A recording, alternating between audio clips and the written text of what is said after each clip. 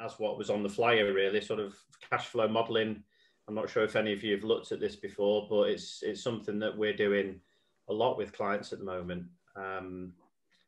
Has multiple uses, really, you know, from a sort of clinical negligence perspective, from a personal injury perspective, divorce settlements even. A common one that we would start off with, of course, which we'll discuss today, is retirement planning. And really, I've done one myself, and they're fantastic. It's really understanding the different pinch points throughout your career and throughout your life, really, and how you can amass that wealth and therefore give you much, much more visibility. I think if I use my own family and my dad as an example, you know, he built up a nice pension pot, but I'll never forget him saying when he retired, the day that he retired, you know, he was concerned how far that money would go. And I think that's a common theme for a lot of people who've retired over previous years, particularly, is do they have enough money and do they have enough visibility with that money? And hopefully what the guys demonstrate today will allow you to understand that, yeah, you know, you can have a lot of visibility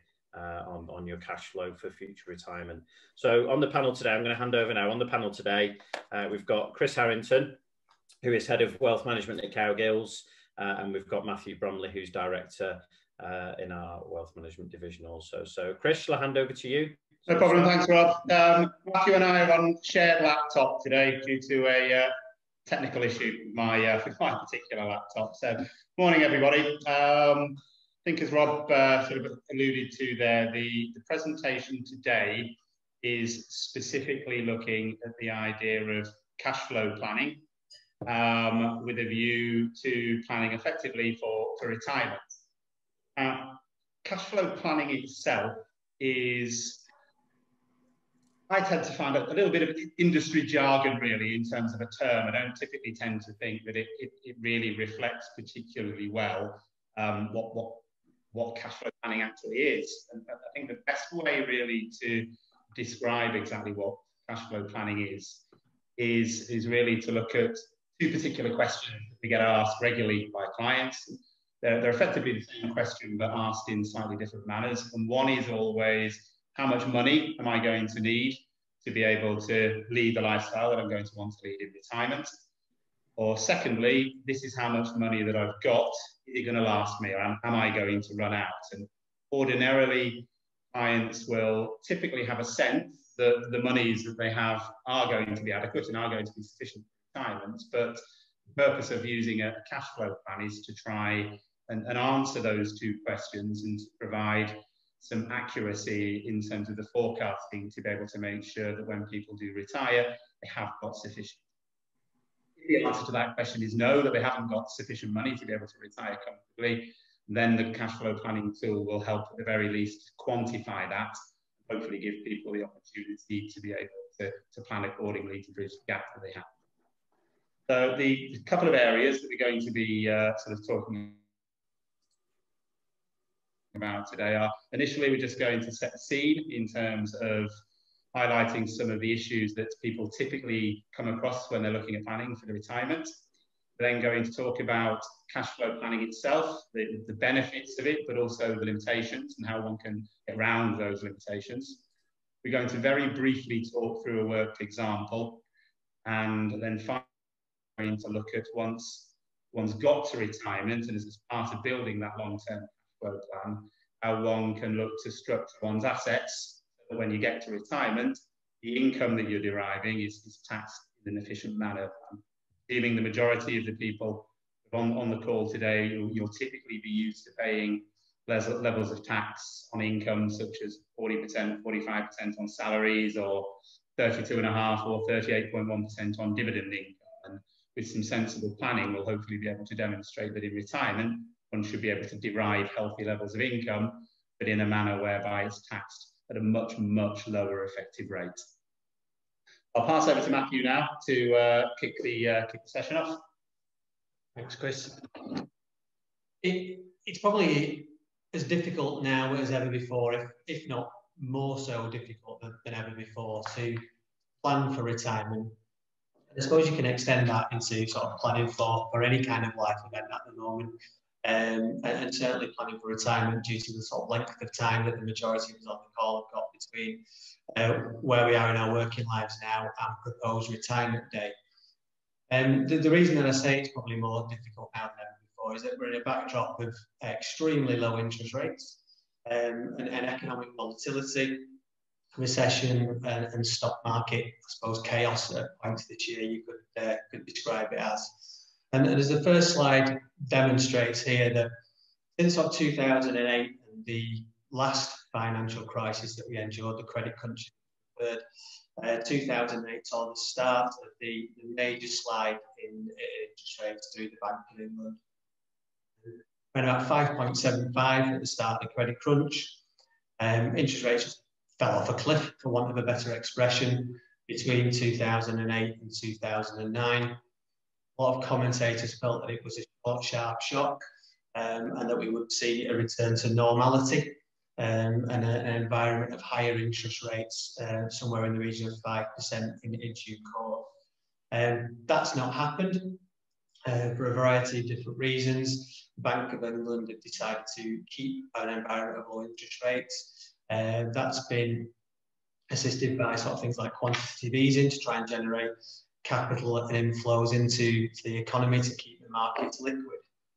But for your retail investors, for the likes of you and I who are saving into pensions, this environment of low interest rates has proved very, very difficult.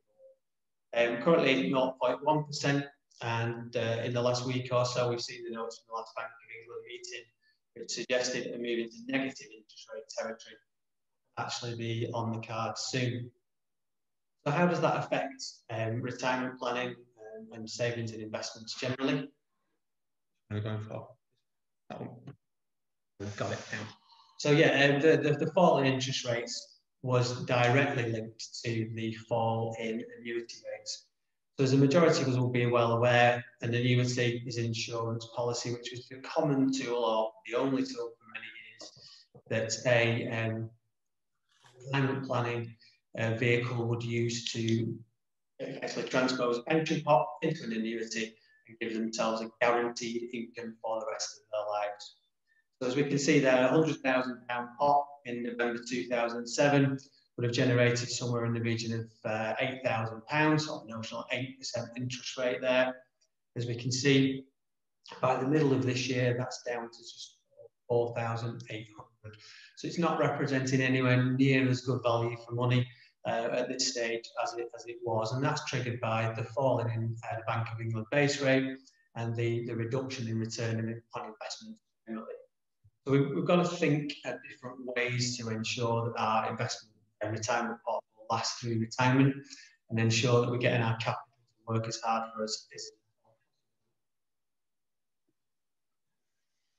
So the worries around retirement planning are well known. The Financial Conduct Authority, the pensions regulators, suggested that they can see overarching harm in that people may not have adequate retirement income, in part generated by the low returns on savings and investment pots. And that will have a result of people not having the income that they expect in retirement. So as a result of the fall in interest rates, we've seen a major change to pension planning. Flexible pensions or flexible access drawdown was brought in 2015, which was the biggest change to pension planning in a generation. And some of the outputs from that were sort of unthinkable a few years hence. So what we've got the ability to look at doing now is access our pension plans in as flexible way as possible. We've seen a major drop in the take-up of annuities. What we've also seen is an increase in the number of rash decisions that clients are making. But in 2019, around 55% of consumers just withdrawing their pots in full from cash, which has a knock-on effect that they've not got the capital to generate income in retirement, and also from a tax planning point of view, pay way more tax in one go than is necessary. So what we can see here is the importance of planning and the need to continue to plan for retirement. One of the other issues as well that we need to be mindful of when we start to think about cash flow planning and planning generally is the length of time that we're going to need our savings and investments pension pots to last for. And it's an unknown factor which makes the job of planning even harder. we look at the Office of National Statistics, the inference is that the average life expectancy is going to be 86, which is an additional 21 years from sort of state retirement age of 65. But got a 1 in 4 chance of reaching 93, a 1 in 10 chance of reaching 97, and a 4.7% chance of reaching 100.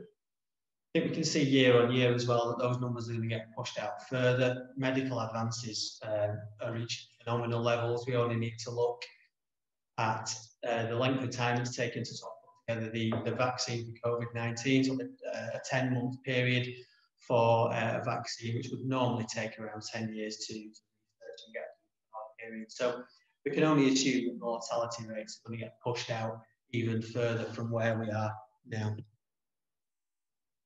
So the planning part of this is crucial, and from some research done by the Prudential, we can see that those high percentages are dictated by people's willingness to engage in planning. So we can see that 6 in 10 people who retired a few years ago in 2017 did so before the state retirement age of 65, 66.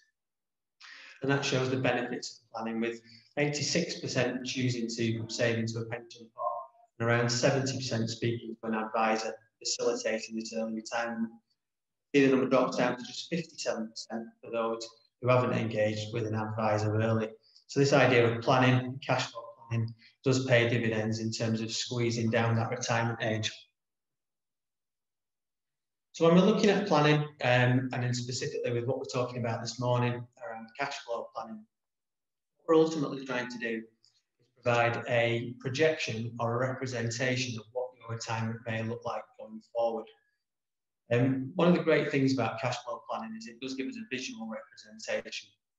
And a lot of our clients really respond to sort of the graphic side of the numbers, rather than it sort of being dry in tables, not very tangible. By using that visual representation, it enables us to project forward what your retirement will look like.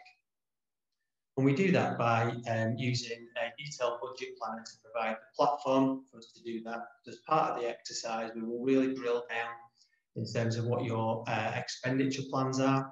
So that'll be, as we sit and talk now, what we look like on a normal month. We'll also drill down as to what we think those spending plans and spending patterns will be in future years. What plans have you got, whether that be going to university, whether that be paying for house deposits for the children, whether it be trips for a lifetime, or any other plans that you may have, or changes in planned expenditure going forward. That budget planner will enable us to build up a visual overview of what your asset position will be in over time. And we can do that using a variety of different growth rates and assumptions. The model also offers us a projected representation of what levels of income versus expenditure will be sustainable over time. As Chris said before, it will enable us to answer those key questions for clients of how much is enough, when will I have enough, what if something changes, and what if I need to help or make amendments to my plans going forward. When we look at the negatives of cash flow planning, we can see that the reviews and the ongoing revisiting of this is a key. Drawbacks of the model that Chris is going to demonstrate to you in a moment is that if we just leave it as a one-off exercise, if we only ever do one budget planner, if we only ever discuss and present it once, then in essence, it's a redundant tool, because retirement sort of, it's not a linear path. It doesn't always go to plan. We need to regularly review this on an ongoing basis. The other key point is that the data that we put in ultimately drives the model. So if we're not honest with one another, you're not honest in terms of the inputs, so the expenditure and the plans that you have are not realistic, and the outputs will ultimately lead us to an incorrect conclusion. So Chris is now going to go through sort of a real life case and sort of demonstrate a little bit what it looks like, and sort of start to show a real life case study in the cash flow arena. Thanks, Matt. So the example we're using today is a couple who are age 60, We're assuming that both are in reasonably good health and have a life expectancy of age 90, so they're going to have a retirement period of 30 years. In using these particular plans, they can fit quite well for individuals who are well in advance of retirement, and so looking to plan accordingly. And they also work well for people who are at retirement stage, potentially about to retire from employment, potentially able to sell the business and so on. Within the example that we're using here, just to keep the numbers quite simple, we're assuming that the couple have their main residence valued at £750,000, and they have investment assets, 2 million. 2 million consists of monies held within buy-to-let properties, monies held within pensions, monies held within ISAs, and then just other general investment accounts that they hold. Again, to keep things relatively simple and straightforward, we're assuming that all of the investment assets that they hold generate a return, whether that be income yield or capital growth, of 4% per annum. Their expenditure levels are £5,000 per month, so £60,000 per annum, and we're assuming a rate of inflation of 2.5%. The expenditure requirement that they have needs to be met at £5,000 a month to begin with, but that's going to increase at 2.5% each year. Those assumptions that we use are, or are using in this example, are our standard basic assumptions. We can tweak those in line with any individual client requirement. So if a client wanted to look and say, well, actually, I want to assume an even more prudent level of return on my money, or a client might say, actually, I'd like to look at a much higher rate of return on the capital that they've got, then we can adjust accordingly. But we tend to think that using those rates of return, i.e. 4% on investment and an inflation rate of 2.5% is quite sensible. Now, the cash flow plan produces dozens and dozens and dozens of different pages of graphs and so on. And we've really just picked out 2 or 3 to highlight the main points and the main benefits of the model. On the screen that you can see here, on the left-hand side, we have expenditure, and along the bottom line, we have age going through from 60 up to age 90. And each of those individual blocks represent 1 year of expenditure. So the black line that you can see at the top of the chart starts at £60,000 on the left-hand side. You can see that that's the expenditure level of £60,000 per annum, and that increases in line with inflation in each individual year. So by the time it gets through to age 90, to have expenditure levels that are the equivalent of £60,000 per annum today, equate to around £115,000 per annum by the time we get to age 90. So that black line is the expenditure level. And then the different coloured blocks that you can see building up in each individual year represent the different sources of income that this couple have. So the purple block represents the rental income that they have on the buy-to-lets. The orange represents money from their personal pension arrangements. Blue is state pension, so we've assumed that state pensions are paid in full and kick in at age 66. And the yellow bars represent money that they draw from their investment portfolio. Again, we have a capital pot that starts off at 2 million. That 2 million is generating a 4% return for them. They have an expenditure requirement of £5,000 each month, and that £5,000 will increase in line with inflation. What we can see from the chart here, and what we're looking for really, is to ensure that the sum total of each of those coloured blocks, the sum total of each of those different sources of income, meet that black line, so they meet the expenditure level. And what we can see in this example here is that it's quite clear that the couple concerned in each and every year certainly can achieve the desired level of expenditure and the desired level of income, because in each and every individual year, that black line is being met. At a scenario whereby there was going to be an income shortfall, then effectively we would see a sea of red on the chart. And if we were sat down with a client and with their own cash flow model on a screen in front of them, we would start off with that chart there as being all red. so a complete shortfall, and then we start to add in each individual block of income, with the idea being, the idea that we're trying to look to see whether that expenditure level will be better each year. And in the example we're looking at here, it's pretty evident a couple will not have any shortfall in income in their retirement. This particular table here, really, we've just pulled out from an example model, which is taking the graphical format that we've just seen and putting it into the form of a table. Now, again, if we had the full model in front of us here, then we would be showing where that income gets drawn from in each individual year, right the way through to age 90. Here, we've just taken the first 10 years, effectively, and you can see on the left-hand side, we have 2020, other income represents rental income, so we're drawing £12,000 per annum of rental income. Within the model, we've assumed buy-to-let properties valued at £300,000, yielding a 4% return, gives a couple of 12,000 income. They're also drawing £12,000 from their money purchase pensions, and they're also drawing £36,000 from their investment, shows their unplanned withdrawals. One moves right across that table, we can see that the level of income that they are needing to draw from the various different pots increases each year, because that's having to meet that additional cost each year that's being driven by the 2.5% inflation rate. When we then get through to 2026, we suddenly see a slight change. That's where the state pension income is in.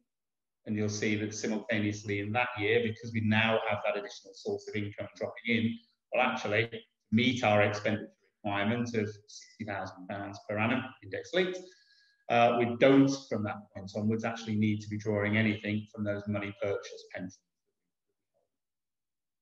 Again, within a real life example, we were sat down going through your own model, we would be able to extrapolate this out to show where you would be drawing your income from in each and every individual year, right the way through to age 90. Following slide shows the asset position. Clearly, in the example that we have here, we have a couple have their property valued at 750,000, 2 million of investment assets. So on the left-hand side, we can see the starting point is an asset position of 2.75 million. We're assuming that they are drawing £60,000 net per annum, index linked, from their pot of assets. We're assuming that their assets are generating a 4% per annum return. The main residence isn't. We're just assuming that that obviously is £750,000 increasing steadily over years. What we can see from the screen here, from the chart, clearly this particular couple have an asset position that is very positive. The assets are effectively rising in value each year. And what that tells us is that the level of income that they are drawing from their assets, one, we know that it can clearly be met. Two, it's actually showing that the assets, assuming a 4% return on those investment assets, are actually generating more of a return than they're drawing down from their capital, which means that in each year, as they draw their £60,000 out, the actual pot is continuing to grow. The pot is generating more than £60,000 per annum. In this scenario, we can see an asset position that's growing, so the chart is increasing from left to right. If we were looking at a scenario whereby a couple's expenditure levels were in excess of the level of return that their capital was generating, clearly we would then see the chart sloping down from left to right.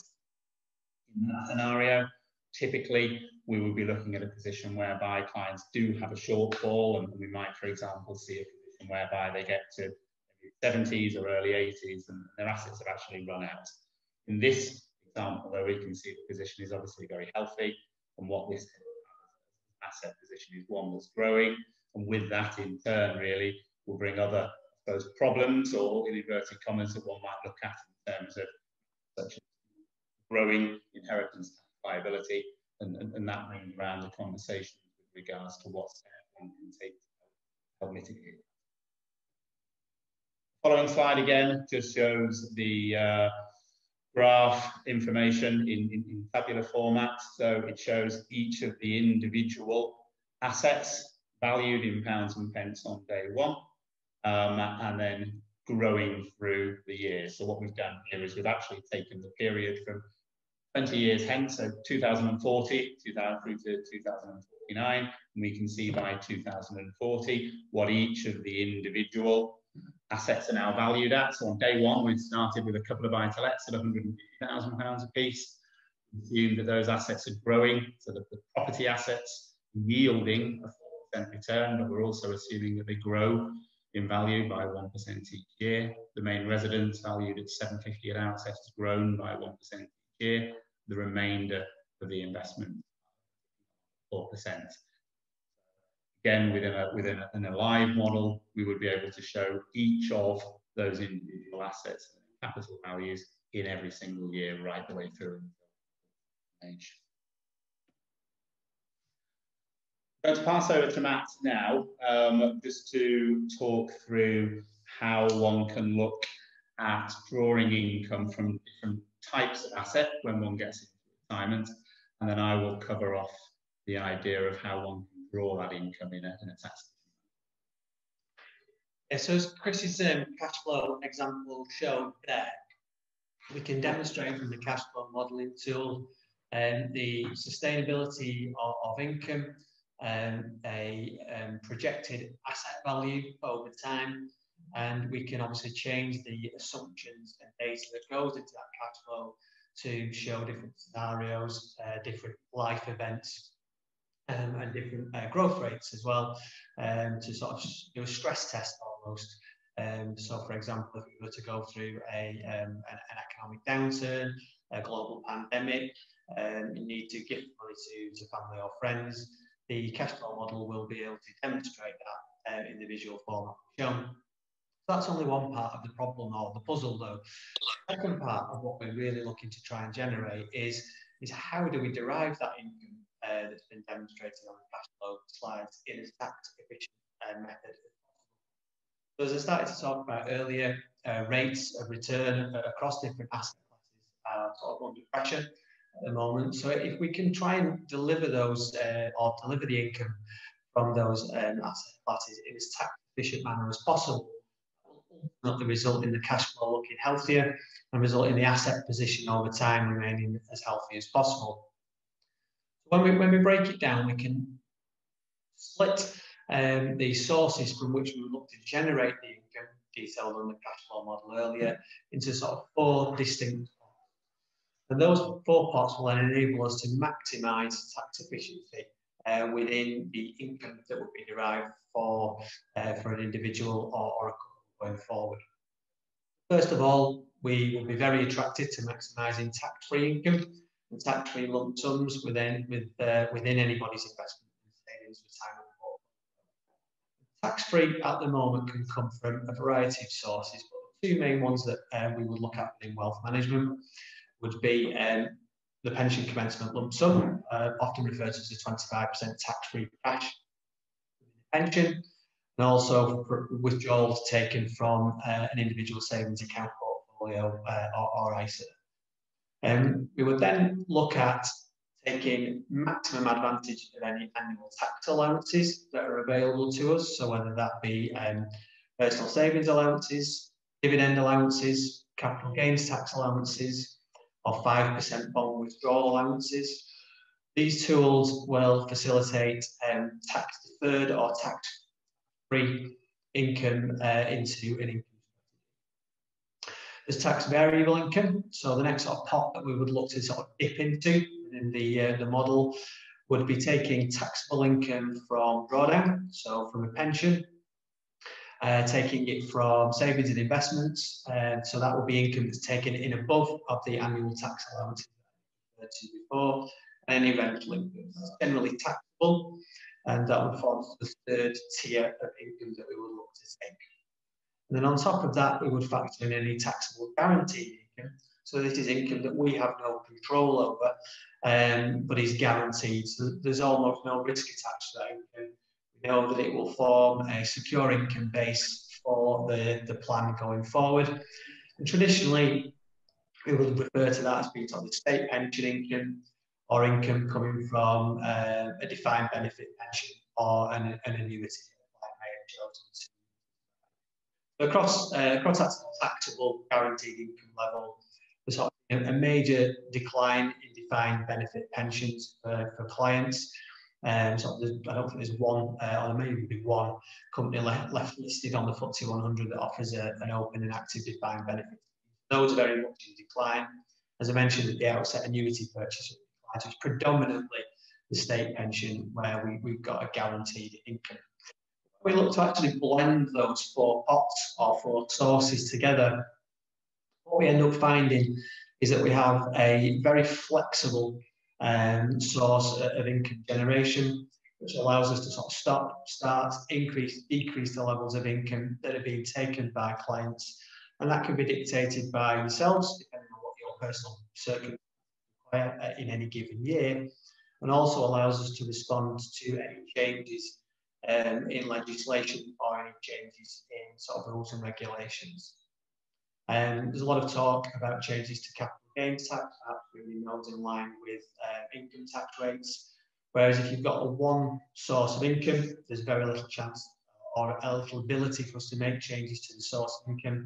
Whereas deriving it from a variety of sources allows us to make sure that we're maximising tax efficiency within your retirement income in any given year. We look to drill down a little bit further into the tax treatment of those asset classes. So I've talked broadly about the four different sources of taking an income from a portfolio. If we drill down into each one of those in a bit more detail, we start to see how over time, and going back to the benefit of reviewing this on an annual basis, we can start to build up those benefits for you over time. So I've mentioned the tax-free source there before, and an ISA is an excellent tool that we should be looking to utilise on an annual basis. So we can currently put up to £20,000 into an ISA each year. So across a couple, that's £40,000 of savings across the individual savings account, whether that be in a cash environment, somebody who's risk averse, or perhaps somebody who's prepared to take a couple of steps up the risk ladder. We could start to look at managed or balanced portfolios, start to bring in stock shares, corporate bonds, government bonds, perhaps commodities and commercial property into the portfolio as well. There's no income tax on an ISA at all, so we've got no income tax or capital gains tax at all. So as Chris's cash flow model was showing there, any income you take from an ISA portfolio doesn't need to be put onto a tax return and is effectively paid out gross, which is fantastic. As income from non-ISA sources potentially will be taxed at 20, 40 or 45%. We've got ultimate flexibility. Many ISAs allow us to make repayments back into them during the same tax year if you've made a withdrawal, and we can take income from that on an ad hoc basis or a regular basis. One of the other benefits of using ISAs as well as we move through sort of this life cycle, and we refer back to the cash flow, is that people's circumstances will change. Once we've actually solved the issue of how much income we'll need in retirement and how long we might need that income for, we then start to cast our eyes on legacy planning and potential inheritance tax plans as well. Where an ISA comes into its own here is there are certain types of investment strategies that we can put into an ISA that are allowable for exemption to inheritance tax. But once we've solved the income in retirement puzzle, we can then start to use these tools to look at inheritance tax mitigation as well. So ISAs are an excellent tool and one that we should look to try and take advantage of on an annual basis.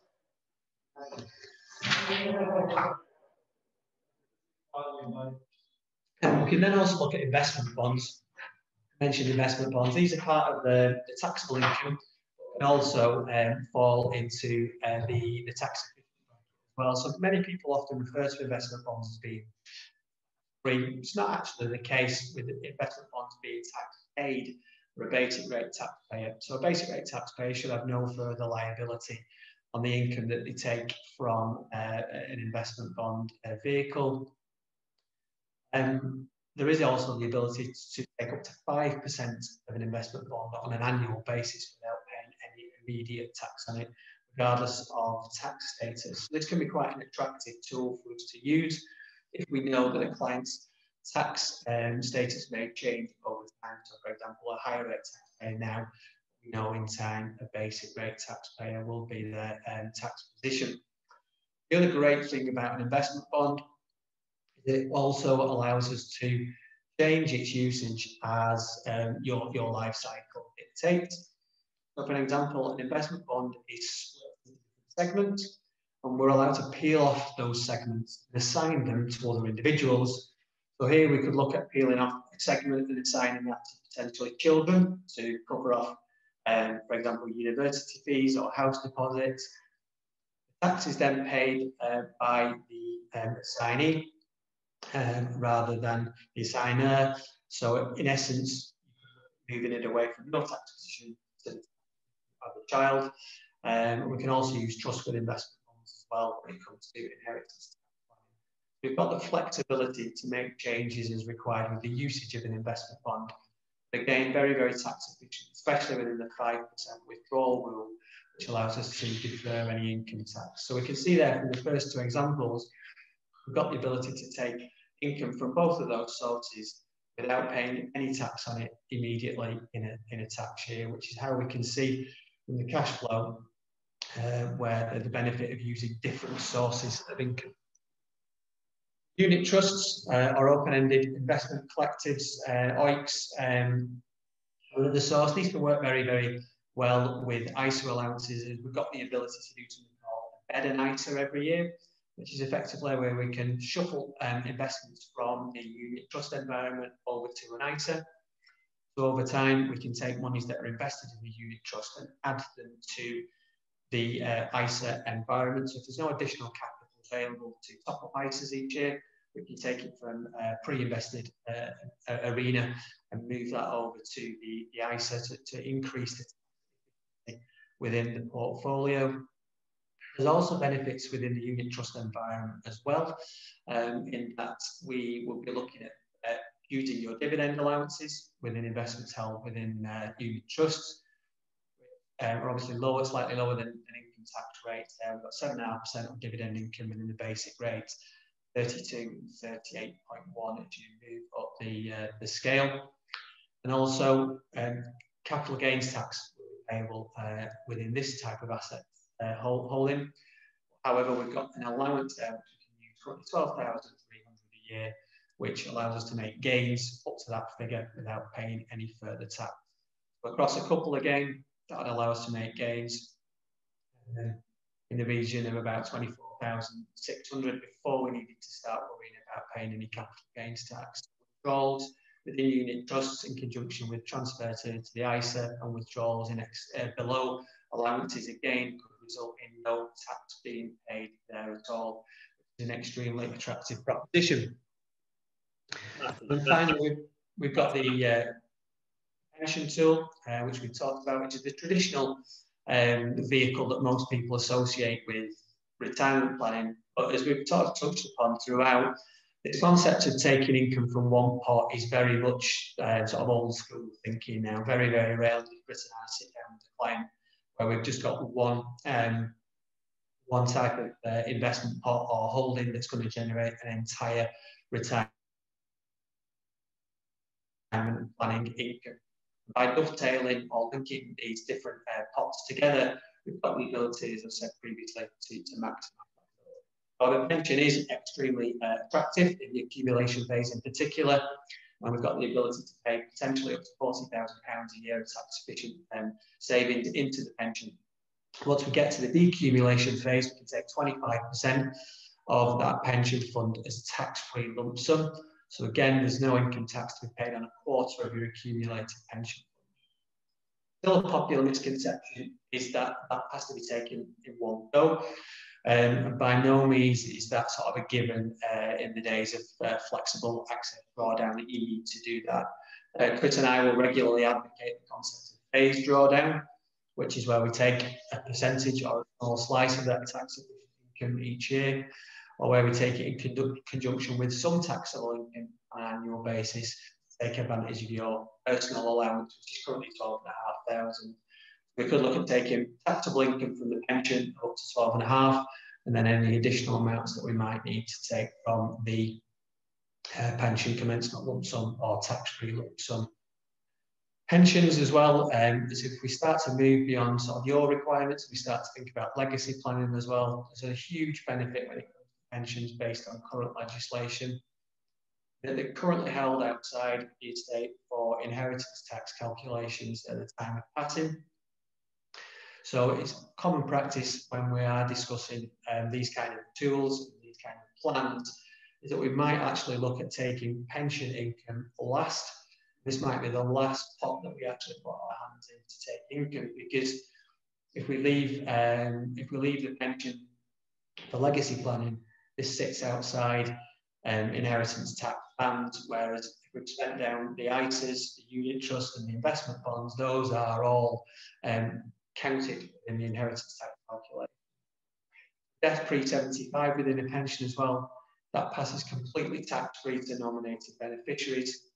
Death post-75, the full pot pass to a nominated beneficiary, but tax is marginal rate. But again, very, very flexible, not just during life and in terms of structuring your retirement income, but also in terms of inheritance tax planning. The benefit of doing the annual reviews of the cash flow will start to allow us to determine at what point we can start to look at legacy planning, as well as maximising tax efficient income in structuring the retirement plan as well. Not touched upon property there, but again, this is one that we commonly come across in terms of structuring the income. Again, many clients use this as being part of the sort of secure income base, or regular rental income coming through. And again, we can use the capital gains tax allowances on disposal for property as well. So I'm going to pass over to Chris now, who's going to link this back to the original example that he went through to start to show what the sort of real life percentage income rates look like on the cash flow model that we looked at before. So in the example again, it started off with investment assets of 2 million, and you can see on the top row there we have a couple, each have a buy-to-let with 150,000 pounds, valued at 150,000, 200 each in ISAs, 400 each in pensions, and 250 each in the general investment. We have a pot of investments of 2 million.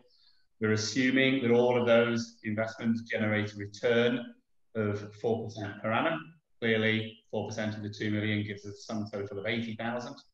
And then under the net income row, I've sort of populated there with what the net position would be. So if we go down to, or look at the buy-to-let income, we can see that each individual generates £6,000 worth of rental income. This is the first source of income that we're looking at here, so it sits within their personal income tax allowances. Right? Anything that's drawn down, as Matt said, from the ISAs is free of tax. So each member of the couple is drawing down £8,000 per annum. So clearly 8,000 gross equates to 8,000 net. They're each drawing £16,000, so the 4% from their pension pots.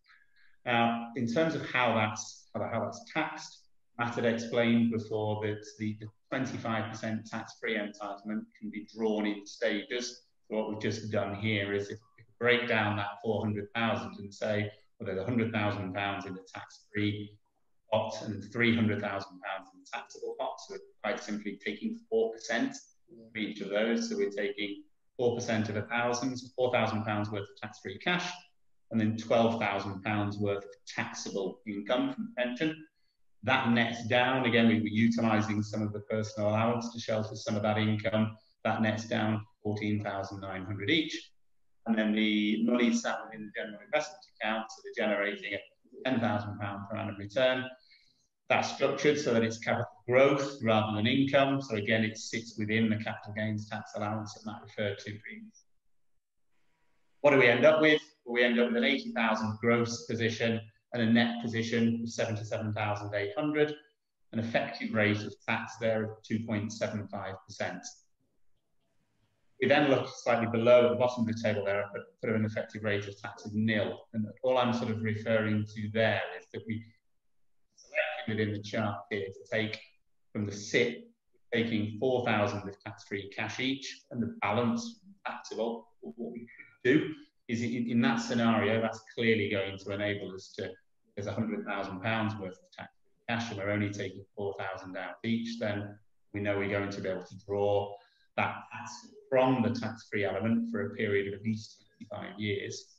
What we could do is substitute the taxable income that we're drawing from the SIP and take more from the tax-free pot. So we decided to go down that route, and we drew a little bit more from the tax-free pot and a bit less out of the taxable. All we would be doing is, well, we know we have an income tax allowance of 12,500, 6,000 each coming from the buy-to-let income. Why don't we just draw 6,500 each taxable element of the SIP? That takes us up to our personal allowance threshold, so we know we're not paying any tax on that. Balance we draw from the tax-free pot. Clearly, if we were to do that, it would mean that we are working our way through that tax-free pot quickly. In this example here, we would effectively be looking at a period of at least 11 years before we would reach the point where the tax-free pot's been extinguished. So in that example there, our 80,000 of income gross would effectively equate to £80,000 net, so an effective rate of nil. We could clearly extrapolate these numbers out further to start looking at using the remainder of the capital gains tax allowance that's available. We haven't utilised any dividend income allowance there at all. And so these numbers actually, where we're looking at a starting point of 2 million, generating 80,000, that actually, structured correctly, could be drawn without paying any tax. We could actually be looking at quite substantially higher numbers before we reach a point where tax liability is met. So structuring an income or structuring a portfolio in this sort of manner isn't doing anything that is particularly clever. It's simply using different allowances that are available. And what we would ordinarily do if people are in that stage whereby they are wanting to look at cash flow planning well in advance of a retirement period, then it enables one to start thinking about, well, how am I going to allocate money into different types of pots so that when I get to retirement, I've got sufficient capital to be able to lead the lifestyle I'm going to want to lead in retirement. But at the same time, how can I populate those different pots to make sure that I'm utilising all of the allowances that are available to us, and therefore drawing an income in retirement that hopefully is being taxed at a much lower rate than you'd ordinarily be used to paying during your working life. This slide here is just one that is, again, taken from the cash flow model. And one of the slides that we would show within a cash flow model is the tax position. And the number on the left-hand side is £1,000, and all this is showing is that starting off here with tax liabilities of nothing. In the cash flow model, we've assumed clearly that there is some state pension income coming in alongside the rental income. So by the time we get to age 66, we are exceeding the income tax allowance of 12,500 each. So there's a little bit of income tax.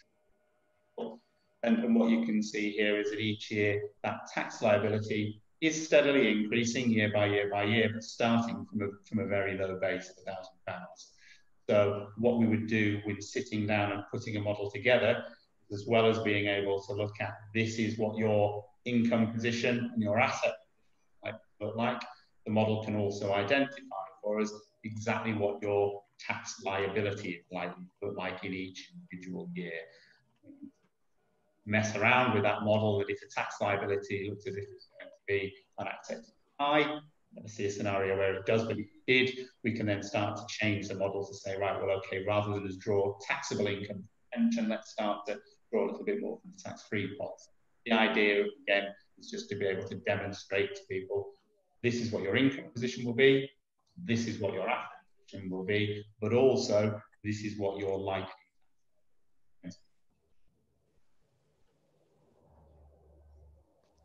To conclude, tax is clearly an important part of any piece of planning, and important to ensure that when you are putting a long-term financial plan together, that one is diversifying across different assets that you might be looking at money into to try and ensure that you are utilising all of the tax allowances available to you. Pretty evident, I think, that using a single retirement plan can potentially deliver higher tax costs for individuals rather than having money sat in different. Ability isn't there that one has by being able to hold money in. And the idea of structuring income really sits alongside the use of a cash flow plan. Whether you're sat there in a scenario where it is pre-retirement and you've got a long time to go before you're able to retire, or if you're at the point where retirement is much more imminent, the use of a cash flow model should help one to be able to plan out exactly what your financial is likely to look like. Hopefully a tick will be put in the box there to be able to demonstrate that you always will have sufficient income to meet your requirements on an annual basis. Box isn't there, then what the cash flow model will do is help us to quantify, well, what will that shortfall be? When will that shortfall arise? Hopefully give us time between now and that and bridge. That's pretty much us completed there in terms of the slides. Are there any? We've got a question from David. I think Jackie's cat wants to ask a question as well. It's hanging around. Okay, no problem. Yeah, I think the cat wants to jump in a minute, but we'll start off with David. David, just jump in if you do want to interject. But obviously, there's a lot of talk about Rishi potentially aligning CGT in inheritance tax. So just wanted to get your thoughts on that, really, Chris. You mean in terms of the announcement, or not the announcement, the talk that there will be amendments to CGT potentially coming in line with income tax? Yes, that's right. Yeah. Yeah, I think it's, in terms of time scales, it's probably unlikely that we will see anything happen in that respect imminently. It's more likely to be something from a little bit further down the line. But it's pretty clear that there will be some form of targeting in relation to capital gains tax. A lot of the commentary that we're reading at present is that that will be targeted in certain areas. So property being one specific area, which clearly in recent years, property investors have been hit through the addition of an extra 3% stamp duty, and also through the limitation on the ability to offset mortgage interest tax relief. And it would appear that the property side of things is an area that may well be targeted. In terms of capital gains tax rates, there is a substantial difference. It's 40 or 45 on income. As a higher rate taxpayer, it's 20% capital gains tax rate. So is it possible that they will increase? Absolutely yes. Is it likely? Time will tell. But I think certainly it would make sense from a planning point of view for people to assume that there's likely to be some increase down the line. Okay, David. Yeah, good. Yeah. Another question from UTAM. In terms of ISA funds, are there any specifically which are IHT exempt, Chris? Yes, you can, within an ISA, you are able to hold AIM-listed stocks and AIM-listed portfolios, which once you've held an AIM stock or an AIM portfolio for a period of 2 years, they do fall out of your estate, so they do become exempt from an inheritance. So AIM portfolios, whether within an ISA or outside an ISA, can be a very useful tool for helping to mitigate your IHT liability. The downside with AIM is clearly that those companies that sit on AIM are clearly high risk from an investment perspective. So if people are looking at their ISA portfolio with a view to trying to mitigate IHT, yes, there is an option available. Cost of that is holding assets far riskier. So ordinarily, whilst clearly inheritance tax is often a significant issue for people, think in terms of order of priority, one needs to ensure that the money one has within an ISA portfolio, if that ISA portfolio is going to be required for the purposes of deriving an income, really one has to have an eye on sustainability of investment and risk before anything else. If that pot of money, however, is unlikely to be touched, and again, the cash flow model can demonstrate whether it will or won't be, whether it ever needs to be utilised. If that money via the model shows that it's likely to be surplus to requirements, then clearly then the idea of placing those monies into AIM type stocks potentially becomes more appropriate. The investment risk becomes slightly less of an issue. It doesn't matter as much if that pot is likely to be a little bit more volatile because one's not drawing from it, and after 2 years one gets the IHT. Okay. Just in terms of the cash flow modelling, I think as Matt mentioned, it's kind of pointless really if it's not reviewed on a regular basis. So you're talking about an annual review after the initial session.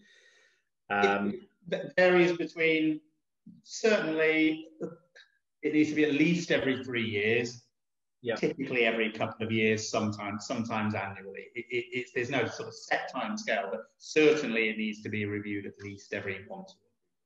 Okay, and cost-wise, Chris, roughly, what's the cost for the initial session and are costs for the review sessions also, just roughly? No problem. Typically, the cost of initial sessions, putting cash flow models together, comes in at anywhere between £1,000 and £1,500, subject to the level of time taken. That cash flow plan then, when reviewed, typically the cost of that comes in at between £750 and £1,000.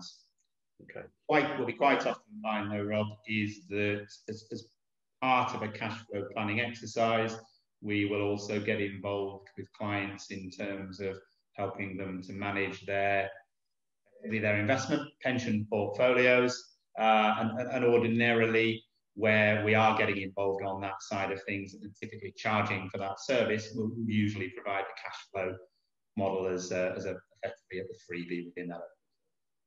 Yeah, and then in turn, because obviously you guys undertake a lot of these cash flow sessions, is there typically a shortfall with people that you're sitting down with later in life? Completely mixed. Mixed. You know, the three categories are either their capital is the level of capital they've got relative to their expenditure requirements is pretty much spot on, so it's nice and sustainable. We'll have other scenarios where expenditure levels relative to capital are basically too high, and so we will see scenarios where that capital does start to dwindle down and effectively reach the point where they run out. And then the third scenario is similar to that which we saw, whereby the asset base relative to expenditure requirements is quite high.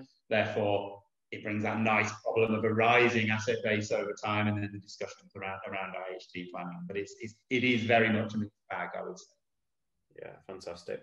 But where we do, Rob, where we do see scenarios where there is likely to be a shortfall, whilst that's never great, clearly, at least what the cash flow plan will do, though, is it will enable us to quantify what that shortfall is, when it's likely to arise, and then hopefully gives sufficient time to be able to plan to bridge that. So it might involve things such as, well, actually, I'm planning on retiring in 5 years' time, but actually, based upon your expenditure requirements, you're going to run out of money by the time you get to age 81. Therefore, you might need to put your retirement back by 2, 3, or 4 years, and use that time to build up the capital. Or alternatively, you might look to downsize from your main residence at a later date, which clearly would free up equity that could drop into the pot to then generate income and extend out the period before any shortfall comes in. Perfect. I think that brings us, almost as if we timed it, Chris, I think that brings us perfectly to 10:30. I just want to say a massive thank you. I think it was very, very informative. A lot of information on there crammed into just under an hour. So thank you both very much. As I said to everybody, we'll make sure that the slides are emailed out to everybody just as a snapshot. And also we'll make sure that Chris and Matthew's contact details are on there as well. So if anybody wants to follow up separately over email, just to ask any further questions, arrange a cash flow session or a meeting in general, then don't hesitate to get in contact with the guys directly.